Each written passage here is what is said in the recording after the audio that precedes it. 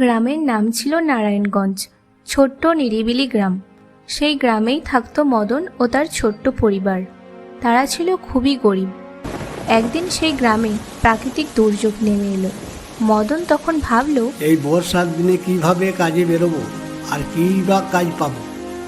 তখন তার ছোট্ট মেয়ে লীনা বলল, বাবা বাবা, আজ আমার না খুব খিচুড়ি আর মুরগি মাংস খেতে ইচ্ছা করছে, বাজার করে আনো না, তাহলেই বর্ষার দিনে জমিয়ে খাওয়া যাবে। এদিকে মদন তার ছোট্ট মেয়ের কথা রাখতে কাজে বেরোনোর জন্য তৈরি হচ্ছিল। তখন তার স্ত্রী শ্যামলী বলল, এই বর্ষায় তুমি কাজে বেরোবে কি করে? বাড়িতে একটাও ছাতা নেই।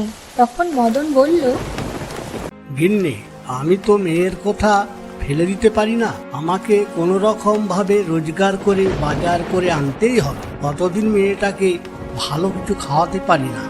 আজ যখন লীনা আবদার করলো তখন ওর কথা রাখতেই হবে। মদন বৃষ্টিতে ভিজেই কাজের খোঁজে বেরিয়ে পড়ল। মদন বেরিয়ে যাওয়ার পর লীনার বন্ধু দিনেশ এসে লীনাকে ডাক দিল। লীনা, লীনা, বাইরে আয়। লীনা ও তার মা বাইরে বেরিয়ে এলো। তখন দিনেশ বলল, লীনা, বন দিয়ে চল, এই বর্ষার দিনে অনেক বন মোরগ বের হবে, ওইগুলো ধরতে যাব। লীনা দিনেশের কথায় রাজি হয়ে বেরিয়ে পড়ে। তখন তার মা ডাক দিয়ে বলে, লীনা, এই লীনা, এই বৃষ্টিতে যাস না মা, শরীর খারাপ করবে যে। লীনা তার মায়ের কোনো কথাই না শুনে বনের দিকে এগিয়ে চলল। কিছুটা দূর গিয়েই তারা অনেক বনমোরগ দেখতে পেল। তখন দুজনেই খুব খুশিতে আত্মহারা হয়ে লীনা দিনেশকে বলল, চল দিনেশ, অনেক বনমোরগ নিয়ে যাব। দিনেশও তার কোথায় সাই দিয়ে দুজনেই 10টা বনমোরগ ধরে নিল।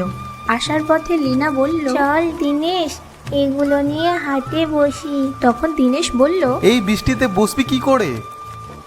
বাড়িতে একদানাও চাল ডাল নেই রে, এগুলো বেচে কিছু বাজার করে নিয়ে যাব বাড়িতে। তারপর তারা হাটে বনমোরগ নিয়ে বসলো।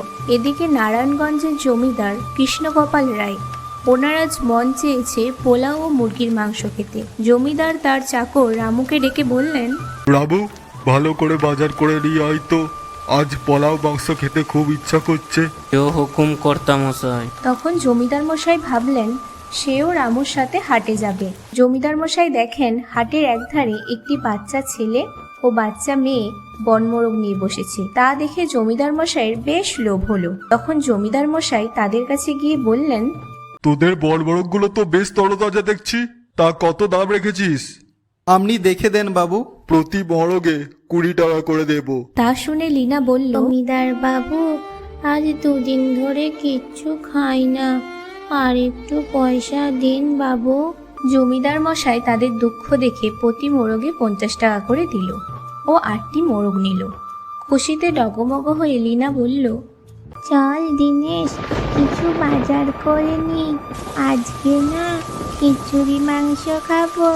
দিনেশ রাজি হলো ও তারা 2টি মোরগ দুজনে নিয়ে কিছু বাজার করে বাড়িতে ফিরে এলো। লীনার মা এসব দেখে লীনাকে কৌতূহলবশত জিজ্ঞাসা করলো, তুই এত টাকা কোথায় পেলি রে? লীনা তার মাকে সব ঘটনা খুলে বলল। তারপর তার মা খিচুড়ি ও মাংস রান্না করলো। দুপুরের দিকে মদন দুঃখী ও বিষণ্ণ মুখে বাড়ি ফিরে বলল, গিন্নি, আজ কিছুই রোজগার করতে পারলাম না গো। তখন ঘর থেকে লীনা বেরিয়ে এসে বলল, বাবা বাবা, তোমাকে আর দুঃখ পেতে হবে না, আমি না সব ব্যবস্থা করে দিয়েছি। তখন মদন অবাক হয়ে গেল। তারপর তার স্ত্রী সব বুঝিয়ে বলল। মদনের আনন্দে চোখে জল চলে এলো। এরপর তারা খুব আনন্দের সহিত তৃপ্তি করে খিচুড়ি মাংস খেল।